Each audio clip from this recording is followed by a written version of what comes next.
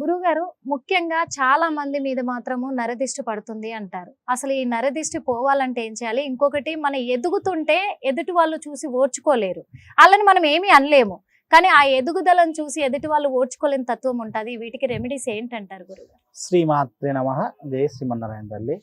అంటే ఎదుగుదల చూసి మనకు ఎదుటి వాళ్ళు ఊర్చుకోలేకపోతున్నారు. ఫస్ట్ ఒకటమ్మా, అది ఎక్కడైనా ఉండేదే ఫస్ట్. అవును. అంటే ఈ డిపార్ట్మెంట్ లో ఉండదు, ఆ ప్రతి డిపార్ట్మెంట్ చోట గురువు. ప్రతి చోట ఉండేది. ఫస్ట్ మన మైండ్ సెట్ కరెక్ట్ ఉందా లేదా చూసుకోవాలి. ఓకే. అంటే నువ్వు ఎదుటి వాళ్ళ గురించి ఆలోచిస్తున్నావు కాబట్టే నీలో వాళ్ళు మనల్ని చూసి ఇన్నర్ ఫీలింగ్ ఓర్చుకోలేకపోతున్నారు వస్తుంది. అని ఒక ఇన్నర్ ఫీలింగ్. ఇప్పుడు మీ కంపెనీ ఉంది, ఇట్టి కంపెనీ ఉంది. ఇట్టి కంపెనీలో ఒక నలుగురు పనిచేస్తుంటారు అనుకోండి, అవును. యాంకర్లు. అవును. నువ్వు మంచిగా నువ్వు అడుగుతుంటావు, ఉమ్. నేను వచ్చి ఏమంటాను, ఆ నిర్మల మేడం గారే కావాలంటాను. ఆ పక్క వాళ్ళు నువ్వు వద్దు అన్నాను అనుకోండి, వాళ్ళకి ఏమనిపిస్తుంది, నీ మీద కనుదిష్టి లాగా వస్తుంది. అవును. అది ఇంకా నెక్స్ట్ ఏమవుతుంది, ఇవోలాగా అనిపిస్తుంది. అవును. అంటే ఈమె మంచిగా అడుగుతుందా, నేను లేకు. ఫస్ట్ అలాంటి మైండ్ సెట్ మనం తీసేయాలి. ఉమ్. ఎవరికైనా ఉంటుంది కనుదిష్టి, అవును. అదొకటి. అంటే ఇలాంటి వాళ్ళకు రెమెడీస్ అంటే ఒకటే అమ్మా, ఇప్పుడు మనం ఏం చేస్తున్నామంటే ఈ కాళ్ళకి ఏదో కట్టుకొని వస్తున్నారు. అవును. నల్ల దారం కడుతున్నారు. ఇట్లాంటివి కాకుండా మనకి ఇప్పుడు కనుదిష్టికి వచ్చేసి కరుంగలి మాల ఇస్తున్నాం కదా. ఈ కరుంగలి మాల అంటే ఈ కనుదిష్టికి ఇప్పుడు మన ఈ మాలలు ఏంటంటే ఇవి నల్లగానే ఉంటాయి. ఓకే. ఈ నల్లగా ఉంటాయి కాబట్టి కరుంగలి మాల వేసుకుంటే సరిపోతుంది. ఉమ్. ఇంకోటి, ఎదుటి వాళ్ళ గురించి ఎక్కువగా ఆలోచించొద్దు. ఉమ్. మన ఇంటికి కనుదిష్టి ఉంది అని అనిపిస్తుంటే మీరు ప్రతి అమావాస్యకు గుమ్మడికాయ మారుస్తూ ఉండండి. ఉహుం. ఫస్ట్ గుమ్మడికాయ. మళ్ళీ ఇంకోటి అమ్మ, గుమ్మడికాయ కుళ్ళిపోయింది, మాకేదో జరుగుతుంది, అసలు గుమ్మడికాయ మీద ఎండబడుతుందా అని చూసుకోండి ఫస్ట్. ఓకే.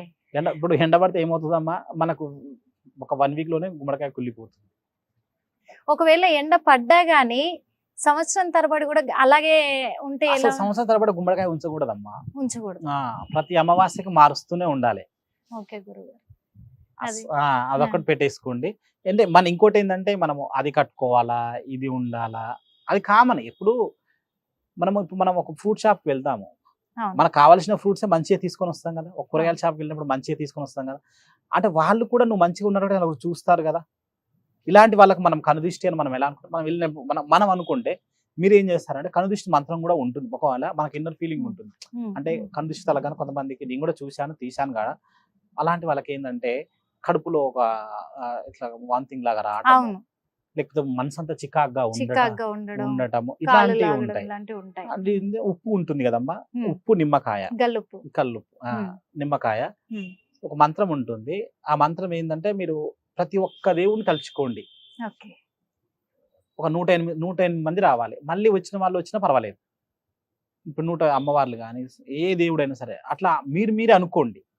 అనుకున్న తర్వాత మీకు ఆటోమేటిక్గా అది వస్తుంది, మీకు కడుపులో నుంచి అది వస్తుంది, అది బయటకు వచ్చేస్తుంది. ఉమ్. అప్పుడు మీరు ఏం చేస్తారంటే, ఒక స్టవ్ పెట్టి, స్టవ్లో కొంచెం అది పెట్టేసి దాంట్లో అది వేసేస్తే సరిపోతుంది. సరిపోతుంది. కనుదిష్టి అనేది వెళ్ళిపోతుంది. మీకు అది ఉంటే, ఉంటే అది మీకు ఇన్నర్ ఫీలింగ్, మాకు అట్లా అనిపిస్తుందని. అది కామన్గా ఉంటుండొచ్చు కొంతమందికి, అది నేను కాదని నేను తీసేయను. అదే. ఇట్లాంటి ఇంటి మీద ఉంటేనేమో ఇలాగ తీసేయండి.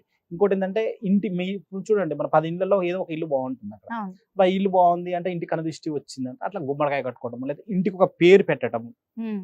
ఒక అమ్మవారి పేరు, ఒక శ్రీనిలయమనో, లేకపోతే ఇంకేదైనా మీకు ఇష్టమైన దేవత, పోచమ్మ నిలయమనో, లేకపోతే ఇంకేదైనా మాకు ఇష్టమైన దేవుళ్ళు ఉంటారు కదా. ఇప్పుడు వీరభద్రుడు ఉంటారు, వీరభద్ర అవును. నిలయమనో ఇంటికి పేరు పెట్టుకోవడం, ఇంటి మీద కూడా ఎఫెక్ట్ పోతుంది. ఉమ్. లేకపోతే కరుంగలి మాల. ఇప్పుడు ఎందుకంటే ఇప్పుడు బయటకు వెళ్తున్నాను, నాకు కనుదిష్టి తగులుతుంది, ఇవన్నీ చేసుకోలేను అనుకున్న వాళ్ళకు కరుంగలి మాల, కుజుడు ఆయన కూడా కండ్లకు కారకుడు కదా, అంటే ఎర్రదానికి కారకుడు కుజుడు కాబట్టి కరుంగలి మాల తీసుకున్నా కూడా మీకు సరిపోతుంది. ధన్యవాదాలు గురువు గారు. చాలా ధర్మ సందేహాల మీద క్లియర్ గా మీరు చెప్పారు, అందరికి అర్థమయ్యేలాగా రెమెడీస్ చెప్పారు.